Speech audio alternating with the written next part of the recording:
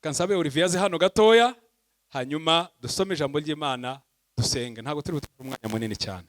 Hari indirimbo ivuga ngo Yesu we, urayizi harya se wayihimbye?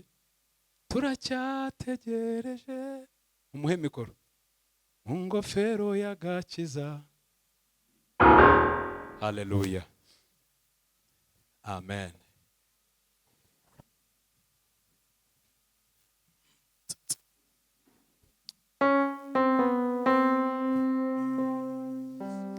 Umunsi uzaba usumbindi, iyo mibumbe mwumva nzayigenda hejuru, ubwo nzajya kuramutsa uwambambiwe, nzamuhobera imbona mubone. Uwo munsi uzaba usumbindi, iyo mibumbe mwumva nzayigenda hejuru, Abayizi bamufashe. ubwo nzajya kuramutsa uwambambiwe, nzamuhobera imbona mubone. Yesu we, turacyategereje, turacyategereje mu ngofero y'agakiza, turacyategereje. Yesu we, Yesu we, turacyategereje, turacyategereje mu ngofero y'agakiza, turacyategereje. Yesu we, Yesu we, turacyategereje, turacyategereje mu ngofero y'agakiza, turacyategereje. Yesu we, turacyategereje, turacyategereje mu ngofero y'agakiza, turacyategereje. Yesu we, Yesu we, Yesu turacyategereje, turacyategereje mu ngofero y'agakiza, turacyategereje. Reka nsabe udusomere ijambo ry'Imana muri Yohana, Yohana ibice Yohana. 11 uhereye ku murongo wa mbere. Ndajya nkubwira imirongo dusimbukamo. Hariho umuntu wari urwaye witwaga Lazaro w'i Betaniya, ikirorero cy'iwabo wa Mariya na Marita mwene se. Mariya uwo niwe wasize umwami Yesu amavuta ku birenge, akabihanaguza umusatsi we. Musaza w'uwo ni Lazaro, wa wundi wari urwaye. Nuko bashiki be batuma kuri Yesu bati, databuja, ukunda ararwaye.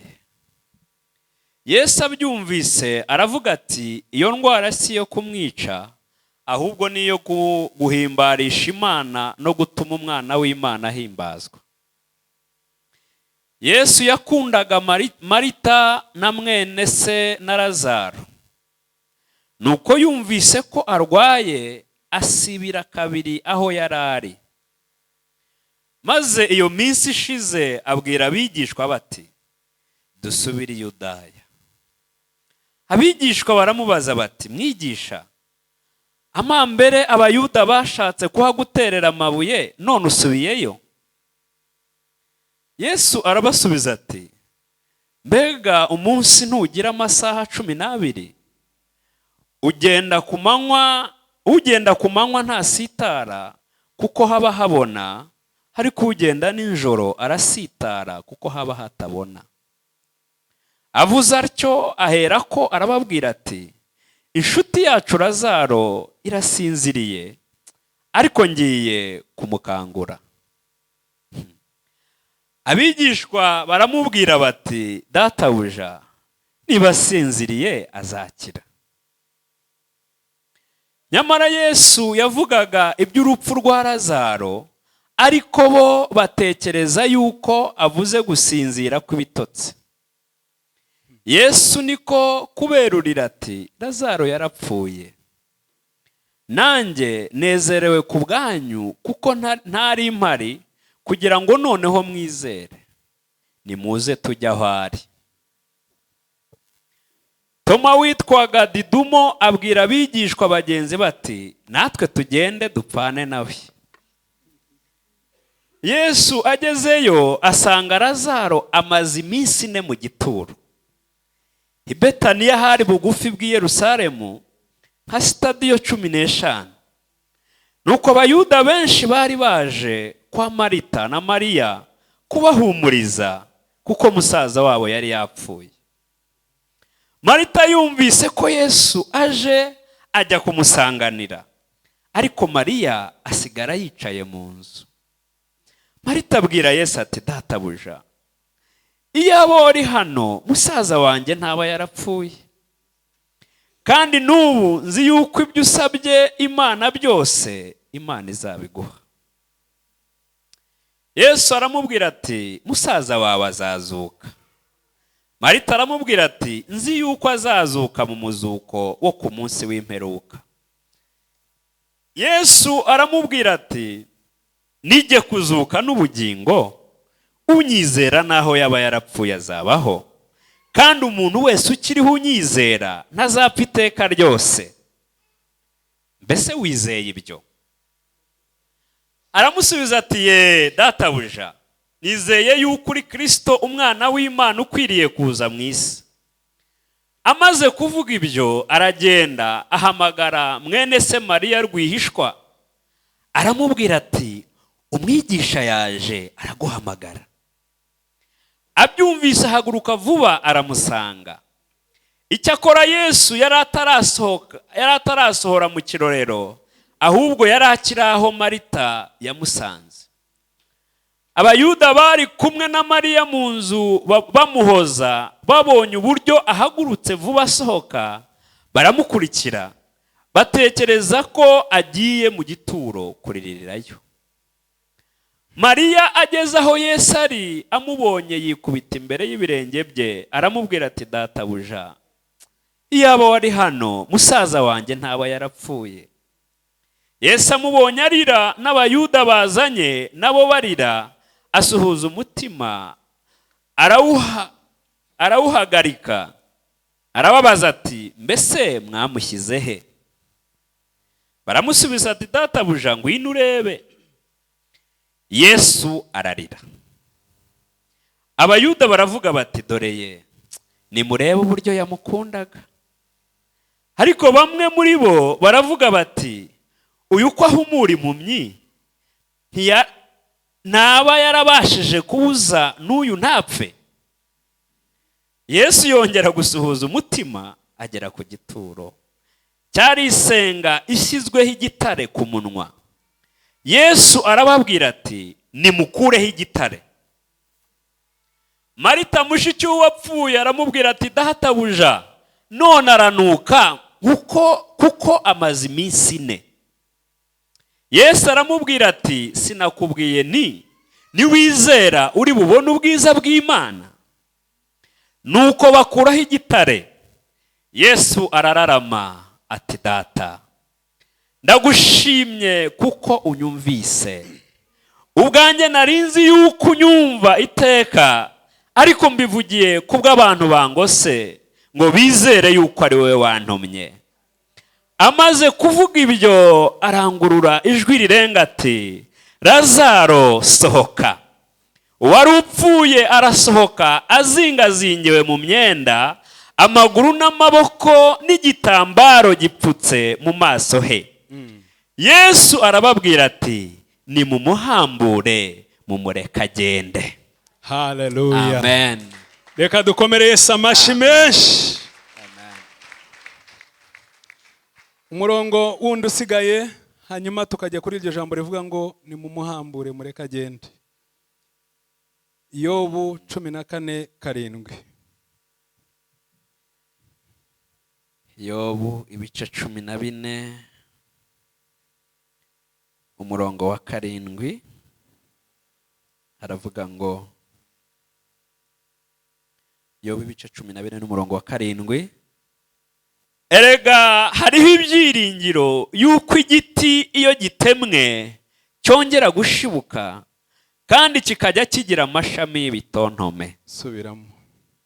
Umurongo wa 7, erega hariho ibyiringiro, erega komeza rwose, yuko igiti iyo gitemwe cyongera gushibuka kandi kikajya kigira amashami y'ibitontome. Haleluya. Amen. Yes ashema. Impamvu nasabye ko asoma imirongo myinshi nuko nashaka ko twumva uwo mwanya wose, twumva ayo magambo, twumva iyo nkuru ya Lazaro. Ariko nanone nuko ntari buze gutindamo cyane, nashaka ko mubyumva neza. Ijambo nshaka kuvuga riravuga ngo nimumuhambure mureke agere gute agende. Uwo ni Lazaro, ni Yesu wabivugaga. Ndagira ngo mbere yuko twinjira tubanza turebe uyu Lazaro ninde, kubera iki abantu benshi batabaraga, kuki abantu bavugaga mu kiriyo bavuga Yesu, bamuzi ibitangaza, bamuzi kazura bapfuye, ariko barimo baramushinja urupfu rwa Lazaro, bavuga ngo iyaza kare uyu ntago aba yarapfuye. Ese kuri uyu bundi akora ibitangaza ko Yesu n'ubundi azura bapfuye, kuki atabikoreye? Kandi koko urebye ubushuti bwari hagati ya Lazaro na Yesu, bashiki be Mariya na Marita na Yesu, nta kuntu bari bugira ikibazo Yesu ngabure kubatabara ako kanya. Bwana sefewe. Bibiliya yatu ikivuga mushiki wa Lazaro yamumenshoninze, yamuvuzeho, irangije iravuga ngo ni wa wundi waririye ku birenge bya Yesu. Attention, munimumwitiranye. Haleluya. Bashatse kukwereka uwapfushije uwo ari we, uwagize ikibazo uwo ari we, suko Yesu atamuzi, suko Yesu atabyitayeho. Oya, ntabwo ari umuntu wo ku ruhande. Bibiliya iravuga ngo si Mariya wa wundi, ahubwo ni Mariya waririye. Aho niho birishaka kubikomereza. Haleluya. Waririye ku birenge bya Yesu, ngo yarangiza agafata umusatsi we. Umusatsi urahenda, nimba hari ikintu nabonye abadamu badakinisha n'umusatsi, yakemera kanyagirwa ahantu hose, ariko umusatsi wapi. Haleluya. Ariko mushiki wa Lazaro we yariza amarira, ayarira ku birenge bya Yesu, afata umusatsi agira gute, abari wahanaguze. Urumva ko bakundaga Yesu cyane. Bwana sefewe. Hari n'umunsi Bibiliya itwereka Yesu yagiye kunywa y'icyayi. Nyisi icyayi wenda bishobora kuba ari na capati cyangwa ari ubugari. Haleluya. Haleluya. Bishobora kuba ari umutsima. Impamvu mbivuze naho byerekana ko bashwanye, umwe ari muri saro, undi ari mu gikoni. Yesu ari we wicaye hehe? Muri saro. Ibyo byose n'ibimenyetso bitwereka ko aba bantu Yesu yarazi neza. Wiruko yote Yesu arakoze. Haleluya. Kandi Yesu akwitayeho. Ubwo kandi Yesu aragukunda. Ibyo ucamo, ibyo waciyemo, si ukuvuga ko wari waribagiranye imbere y'Imana. Haleluya. ariko Imana yo mu ijuru izi amazina ngo izi n'umubare w'umusatsi wawe. Aho niho tuviramo twese. Bwana asifiwe sana. Ariko noneho za nshuti zigize ikibazo, musaza wabo ararwaye. Ikibazo cyatangiye cyoroshye, ararwaye. Babonye arembye batuma kuri Yesu. Bari bamwizeye nk'umukiza, nk'umuntu indwara ihura nawe ikirukanka, ufite abadayimoni ahura nawe akibwiriza, n'uwapfuye aramuzura. Wa ndwara uratwirataho, ntuzi ko dufite Yesu ari inshuti yacu, katuma telefone. Baramutumaho. Bibiliya yavuze ngo Yesu asibirayo kabiri. Wirukwegera uti pole sana. Hari abantu barakariye Imana ku buryo hari n'ababwira Imana batari ku Mana, waramemukiye ubona ngo ngutumeho ntuzi. Ndi umukristo nkwiringira, ari wowe Mana yanjye, n'abantu bose babizi, ariko nagira ikibazo ntuntabare. Ubwo uti pole sana, se wa mbere byabayeho. Na Mariya wahanaguje umusatsi ku birenge bya Kristo byamubayeho. Haleluya. Na Marita wari mu gikoni ashaka icyayi, nawe byamubayeho. Ariko si ukuvuga ko Yesu atabyumvise. Abenshi batumaho ni ukubwira ngo mudusengere, niko gutumaho. Pastor, mfite icyifuzo gisengere. Haleluya. Kandi wazi ukabaza uti mwambwiriye Imana? Tukavuga tuti twayibwiye rwose. Yababwiye ngo iki? Hari n'igihe abavuga butumwa cyangwa abanyamasengesho bavuga ati se nimubwira ngo ntacyo yashubije aracika intege. Bavuga ati ho muri Imana ibirimo. Yesu ashimwe cyane. Birambwira ngo Yesu asibirayo kabiri. Abandi n'umurwayi wabo barakomereka, bagira agahinda, babyibazaho. Kuki aturetse? Kuki atatwumviye? Ko yari inshuti yacu? Koko niko abakristo bakunda kwibaza. N'ukuntu twatangaga amaturo n'ibyacu, n'ukuntu twasengaga, n'ukuntu twitabiraga buri munsi misa, buri munsi iteraniro rya buri munsi, ubu Imana bikoze gute? Asibirayo kabiri, kandi uburwayi ntibwahagarara, arinda aremba, arinda apfa. Noneho ibyo birihutirwa, ikibazo si cya kindi, ibintu birakomeye. Noneho mugende mumubwira ngo inshuti yawe wakundaga cyane mwongereho kari Lazaro w'i Betaniya, inshuti yakundaga cyane yapfuye. Aho rero aze yirukanka amuzure.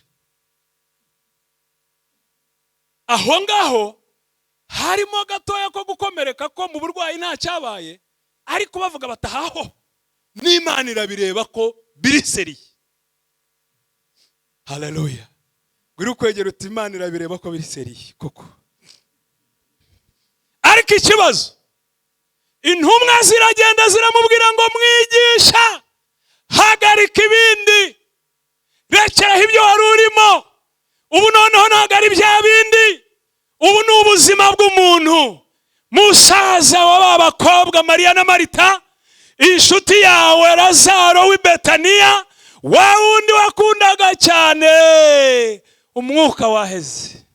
Tuvugira aha ngaha, ni wowe wenyine byiringiro, ni wowe ugahoza abana amarira ukamuzura. Yesu akomeza kubwira abantu, nijye mugati w'ubugingo, unjyaho ntabwo azagira inzara ukundi. Ayo mazi munywa amara inyota y'aka kanya, ariko nijye migezi idudubiza. Umuntu wese unywaho ntazagira inyota ukundi. Yemwe mw'abantu mwirukanka mudashaka mushaka ibidafite umumaro, ni jyewe jyenyine, nimuze aho ndi mugira amahoro. Bati ntabwo wumvise ibyo twavuze ko musaza wa baba Lazaro inshuti ukunda cyane we Betaniya yapfuye, hagarika ngwino. Haleluya, haleluya. Muratanga ifeza zanyu mugura ibidafite umumaro, ariko jyewe hano ndabaha iby'ubugingo buhoraho. Basubirayo bacitse intege, bacitse intege, ntabyo yitayeho, ntacyo abona, ntacyo none se buriya ntiyabyumvise? Tuvuze ko atabyumvise, yabyumvise rwose, ariko nta reaction yagize, ntabwo yabyitayeho. Rega nubwo waba ujya mu ijuru, ariko ugomba kugeraho ukazirikana n'ibyo mwisi. Ubuse adatabaye Mariya na Marita, ngatabara inshuti ye Lazaro, ubuse abandi azabajyana muri hejuru. Ibyo arimo se hari inyungu, bifite nyungu ki mu gihe umuntu ubabaye wapfushije uri mu marira adashobora kuza ngo arirane nawe cyangwa agira icyo akora? Barataha bahura na babana bagatumva, yemwe bako Marita, nta nshuti mufite, nta nshuti mufite. Umva, nimushaka mumuveho, nta nshuti mufite. Cyo ni igikomere cya kabiri cya Mariya na Marita. Bagira ikindi gikomere kivuga ngo ubwa mbere yararwaye, nti tumutumaho habe no kuduha message ivuga ngo ibi nibi turi kumwe.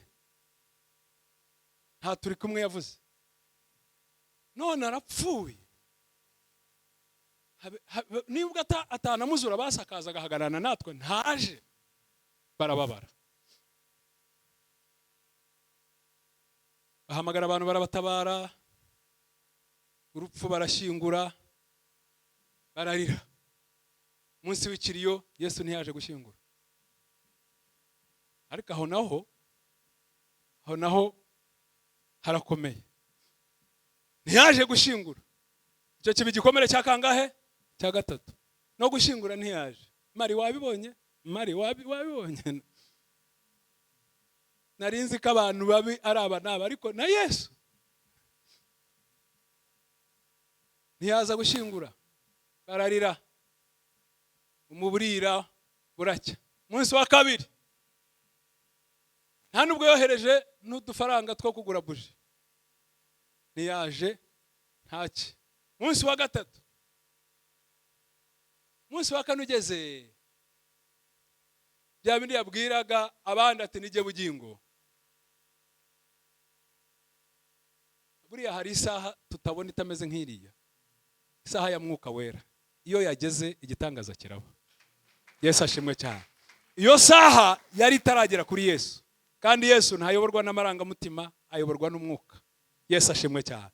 Iyo saha ukuvuga ngo ntiyumva, Yesu yumva gusenga kwawe. Intumwa ibyifuzo watanze wahaye abasenga, Yesu yarabyumvise. Yesu ashimwe cyane. Ntunakomereke, ntunababare, humura, Yesu yumva amasengesho. Isaha igeze ahagarika byose, abwira abigishwa tugende.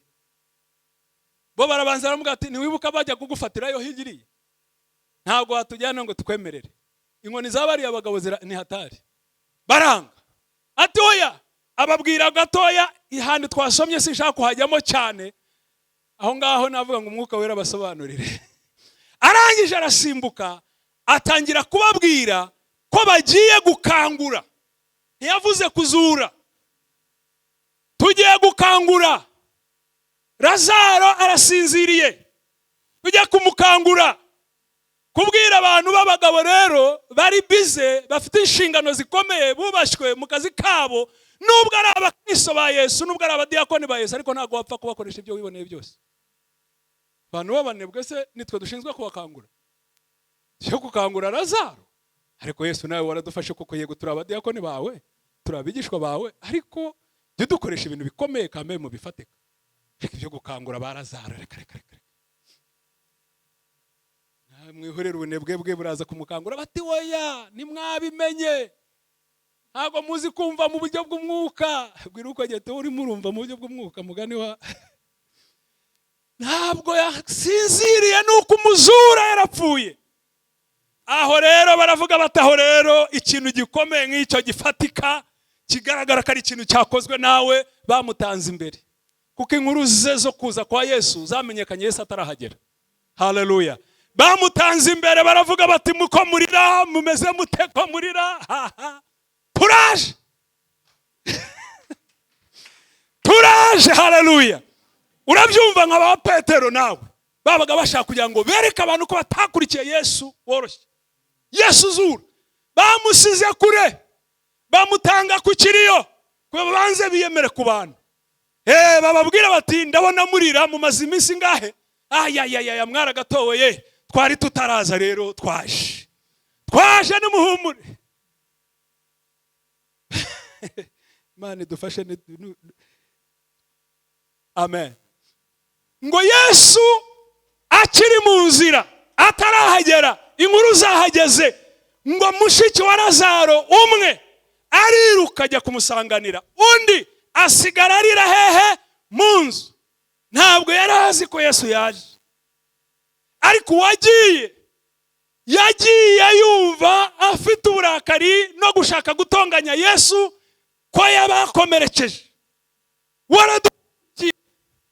Waradukomerekeje, twagutumyeho, musaza wacu arwaye ntiwaje, uratureka pe, kandi warabimenye byakugezeho, araremba niwahagera kugeza apfuye. Koko Yesu uremera arapfa, yari inshuti yawe. Ubu rero n'umunsi wa kangahe none uraje, ubusuje gukora iki? Iyo uza kare. Bwana asifiwe. Ngo n'uwari mu nzu yaje kumva ko Yesu nawe yaje, kuko yaramubaje ati undi ari hehe, ngo bamutumaho, baramubwira ngo Yesu yaje kandi araguhamagara. Uri kwegera uti yaje noneho kandi araguhamagara. Yesu yaje kandi none hagize gute? Hari igihe dusengera ibintu tukanabivaho kama ngo naragisengeye ndagisengera. Hari umuntu wigize kumbwira yasengeraga umwana we, aranyuma ati naramusengeye ndiriza yewe n'ibitambo ntacyo byose naramuvuyeho, naramuretse, naramurekuye. Wiruko yete ntukamurekure. Ntago wakemera kurekura umwana wawe ngo umuhe Satani. Uko byagenda kose komeza usenge, kandi Yesu arumva. Haleluya. Bo rero bari babivuyeho, baranashinguye, baravuga batumva ati se Lazaro ashinguye he? Uzi icyo bamubwiye?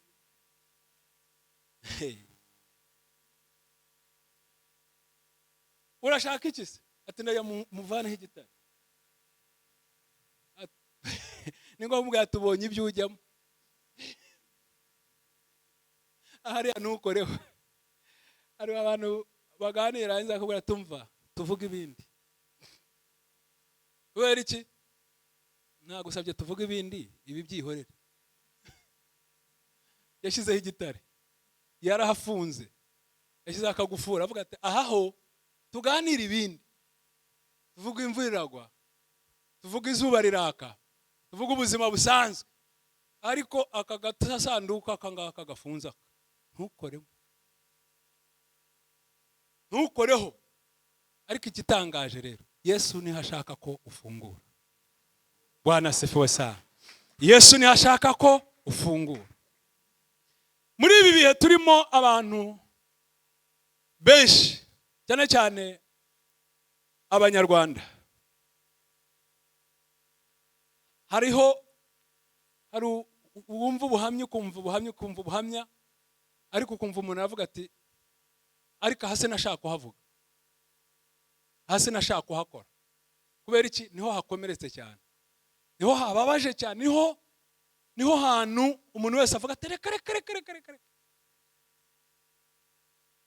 Numvaga ubuhamya, numva umwana avuga ngo ababyeyi be, umubyeyi w'umumama niwe wishe iwabo wa papa. Nyuma yaho ntiyashatse kwita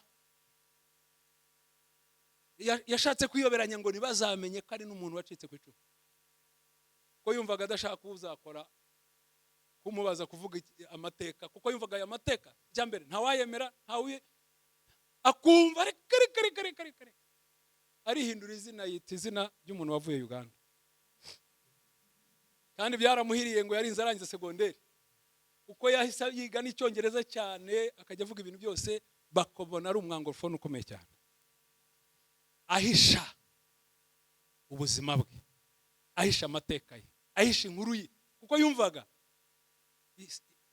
icyambere yagize ibyago, yapfushije abantu ise n'abandi, ise ashobora kuba yatarapfuye, ariko ababishe nanone akabona n'uruhande rwo kwa mama we, akumva kuvuga ubwo buzima bwe adashobora kugira. Mu by'ukuri u Rwanda twahuye n'ibibazo bikomeye, abanyarwanda rwose kera twayaga twumva iby'abayahudi ariko bazi iby'abanyarwanda byarusha iby'abayahudi. Ariko se bizagenda gute ngo abanyarwanda dukire mu gihe Yesu akubwira ati fundura aho ngaho, aho niho ngiye gukanda, aho niho ngiye koza, ukamuga uti reka ntukoreho tuganire ibindi, imvura iragwa tuzakira dute? Bwira ukwegere ngo be yourself, ba wowe ubwawe, ba uriwe, ba wowe. Yesu ashimwe cyane. Ba wowe, nta cyaha wakoze ngo ube umeze gutyo, nta ruhare, kandi niyo rwaba ruhari wasaba imbabazi. Yesu ashimwe cyane. Ariko nta kuntu uzakira n'izina udashaka kugitwa, na identite yawe udashaka kuyemera, n'amakuru yawe n'amateka udashaka, n'izina ryawe utarishaka, ugashaka no kwitwa undi, n'umuryango wawe ukumva ntushaka kuba umuryango wawe. Ariko igihe kirageze ngo twemerere Yesu atuzure, twemerere Yesu adukize. Bwana asifiwe sana. Ukuri kwawe, vuga ukuri kwawe, wivuga ikinyoma, witwikira, wikihisha, va mu gakarito, itamurure bwakeye. Haleluya. Jya ku mucyo, buriwe, vuga amakuru yawe, vuga amateka yawe, vuga ubuhamya bwawe, shima Imana ibyo yakoze mu rugendo rwawe. Ese Imana izashimwa ite igihe utavuga imirimo yayo yagukoreye kandi uhari? Utariho ari imbere y'Imana, ariko uhari niwo kwiye guhagarara ugakira ukanakiza abandi. Yesu ashimwe cyane. Aramubwira ngo munyereko hari, aravuga ngo hoya, aranuka, ntago twakuraho igitare, ntago twafungura, ariko Yesu arabwira ngo nimukureho igitare. Bakuraho igitare. Haleluya. Hari ikintu gikomeye Yesu yakoze, ariko bamwe ntibamenye impamvu. Biravuga ngo ni nawo murongo mugufi muri Bibiliya ngo Yesu ararira. Mbega niki cyarijije Yesu? Ntabwo yarijijwe n'urupfu rwa Lazaro, ahubwo yarijijwe n'abantu batazi Imana, batazi imbaraga zayo, batazi humure, batazi kugendererwa, batafite kwizera, buzuye gushidikanya. Ntibari bazi uwo ari we. Arangije arabibwira ngo nijye kuzuka. Haleluya. Haleluya. Nimwamenye uwo muvugana nawe, muzi aza kunywa icyayi gusa, muzi umuhanaguza imisatsi, muzi umuririra amarira, ariko hari urundi ruhande utazi Yesu. Yesu niwe bugingo, Yesu niwe mahoro, Yesu niwe kuzuka. Haleluya. Arababwira ngo nijye kuzuka, unyizera naho yaba yarapfuye azabaho. Ubuzima bwa Kristo atanga burenze umubiri wambaye, ubugingo bwa Kristo atanga burenze umubiri wambaye. Haleluya. Nijye utanga ubuzima, nijye utanga kuzuka, nijye bugingo. Unyizera. Haleluya. Unyizera. Haleluya. Naho byaba binuka, naho waba udashaka kubikoraho. Iyo wizeye Yesu, ijwi rye, ijambo rye ririmo ubuzima, ririmo ubugingo, rirazura. Nijye kuzuka, nijye bugingo. Unyizera, unyemera, unyakira, niyo yaba yarapfuye azabaho. Bwira ukwegera ngo haracyari ibyiringiro. Naho igiti cyatemwa, ngiyo cyumvise amazi, umva amazi y'umwuka wera, umva imvura y'umwuka wera, ubugingo bwawe bwongere buzuke. Mu izina rya Yesu amarangamutima yawe azuke. Mu izina rya Yesu wongere uzuke bundi bushya. Wumva amazi y'umwuka wera, wumva ihumure rya Kristo, wumva ijambo ry'Imana. Haleluya! Ntabwo Imana yagutaye, niyakuretse, niyakwibagiwe. Ibyo ucamo byose Imana irabizi. Ntabwo Imana ari umuntu. Umuntu yakugira imbabazi ariko ntashobora byose. Ariko Imana igira imbabazi, iragukunda, yarakwiremeye, ikuzi mu gitondo, ku manywa na nimugoroba. Aho uri wenyine mu cyumba cya wenyine, wambaye utambaye, Imana irakuzi. Ibitekerezo byawe, ibyo wibwira, ibyo waciyemo, ububabare, igikomere, intimba, agahinda, Imana irabizi. Imana irakuzi, iragukunda kandi ishobora byose, kandi igambirira kukugirira neza. Wicika intege, wikiheba, haracyari ibyiringiro, haracyari ibyiringiro. Dawudi yajyaga abwira umutima akavuga ngo mutima wanjye, nanjye uyu munsi ndagira ngo ubwire umutima wawe uti mutima wanjye, Imana irakuzi. Humura, witinya.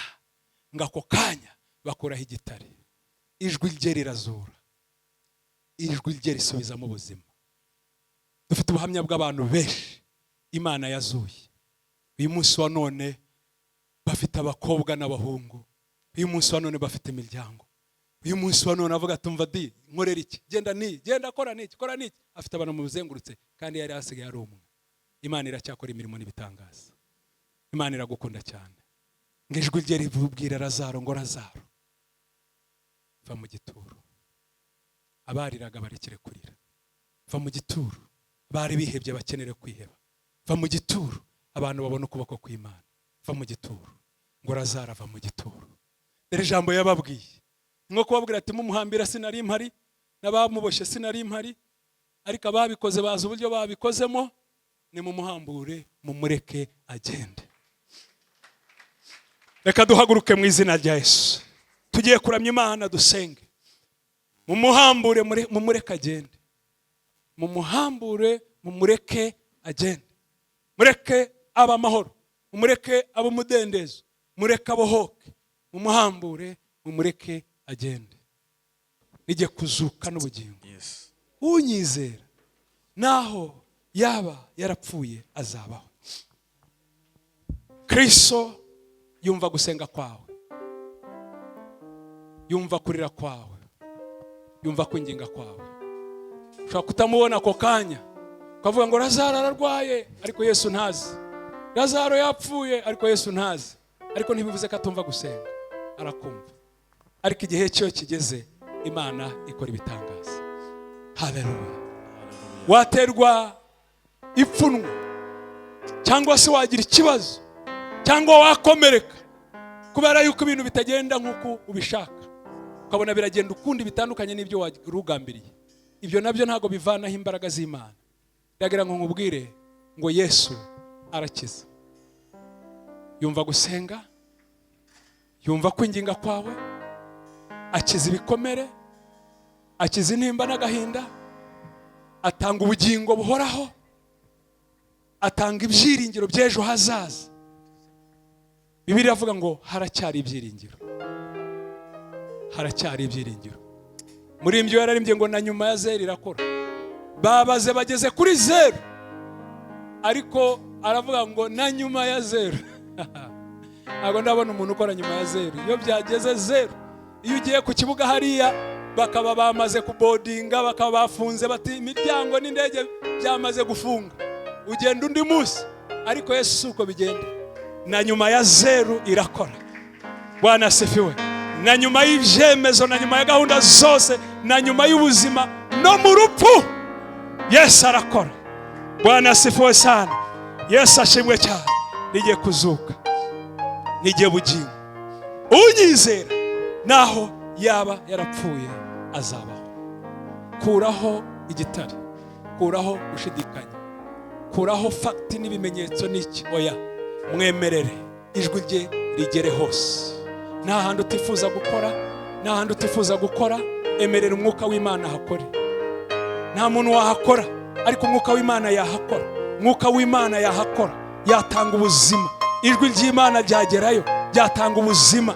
Lazaro yongera gusubirana ubuzima, baramubohora, aridegenje. Ninde wundi wabikora? Ni Yesu. Tuzamura amaboko.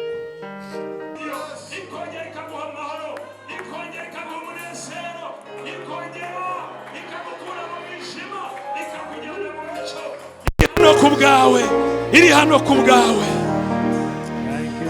iri hano kubgawe, iri hano kubgawe. Imana iragukunda wa mubyeyi, Imana iragukunda wa musore, Imana iragukunda ukuri kose, Imana iragukunda, Imana iragukunda kandi kwitayeho. Uyu munsi wa none yemerere, emerera mwuka wera kugenderera, emerera mwuka wera kubohore, emerera mwuka wera gukize, emerera mwuka wera kuruhure, akuruhure umutwaro wikoreye, agukureho uburemere bwose, akuvaneho intimba n'agahinda. Imana ishobora, ni Imana ishobora, Imana yomora inguma, Imana yomora inguma, yomora inguma. Irahari kugira ngo ikomore, irahari ngo igukize, irahari ngo igukize, irahari ngo igukize, irahari ngo igukize.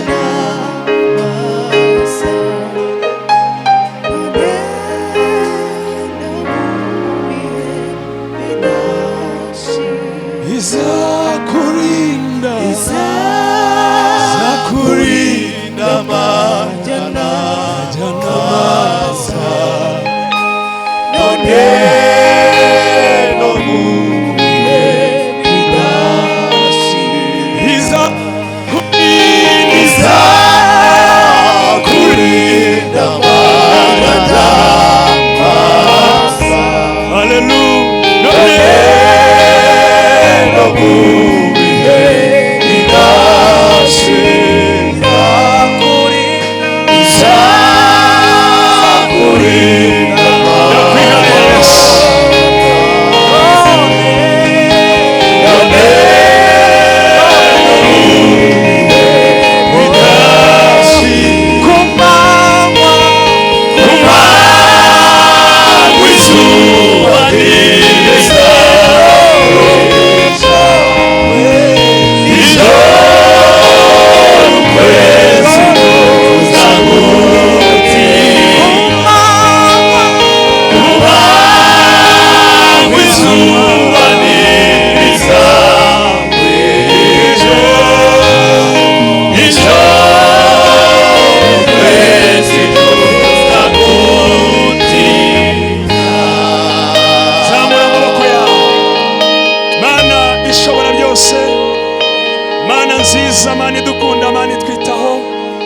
turagushimiye ko ijambo ryawe rihumuriza imitima yacu. Wapfuye ku bwacu kugira ngo ducungurwe, watubabariye ibyaha, udukiza ibikomere, uratwigarurira mwana. Buri wese wumvise ijambo ngusenge, buri wese n'amateka ye n'ubuzima bwe n'imibereho ye, uzi ibyacamo byose, ariko ijambo ryawe uyu munsi riraduhumurije mwana. Ni wowe byiringiro byacu, ni wowe mahoro yacu, ni wowe buzima bwacu igihe cya none ndetse n'ikizaza. Turagushimira ineza yawe, turasabira umugisha buri wese uri hano kugira ngo umugire neza, umwiyereke mwami, kugira ngo akumenye ko ari wowe mwami n'umucunguzi w'ubuzima bwe. Umwiyereke mwami, umwiyereke ko ari wowe mwami ubabarira ibyaha byose n'ibicumuro. Umwiyereke mwami ko ari wowe uhoza amarira, intimba n'agahinda. Umwiyereke ko ari wowe ukiza ndetse ugatanga umugisha, kandi ari wowe byiringiro byacu n'ejo hazaza. Turagushimiye mwami. Ndasengera abarushye, ndasengera abaremerewe, ndasengera abari mu bibazo, ndasengera abafite intimba, ndasengera abari mu gahinda, ubomore, ubakize, ubavure, ubazure, ubaha ubugingo, ubaha amahoro, ubaha ibyishimo, ubahe gutera imbere. Urakoze Mwami, turasengera iri torero Mwami, urigirire neza, komeze kuryagura, komeze kuriha umugisha, abaririmbyi basiga amavuta, abashumba basiga amavuta, abakristo bose basiga amavuta, ubagire neza, imbabazi zawe zigaragare. Igihugu cyacu cy'u Rwanda ugikomeze, ukirinde, ucyambike. Turasengera Mwami ibihugu duturanye, Afurika yose Mwami ni wowe utanga amahoro, utanga ibyiza. Reka isi yose imenye ko hari Imana ishobora byose, Umwami w'amahoro. Turagushimiye Mwami, turagushimiye Mwami. Uwiteka arakwibutse,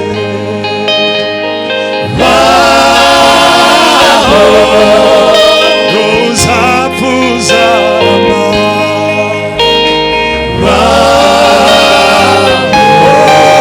Uwiteka arakwibutse,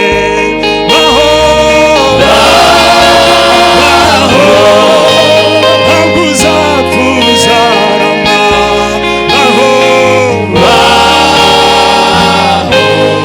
inzira zifunze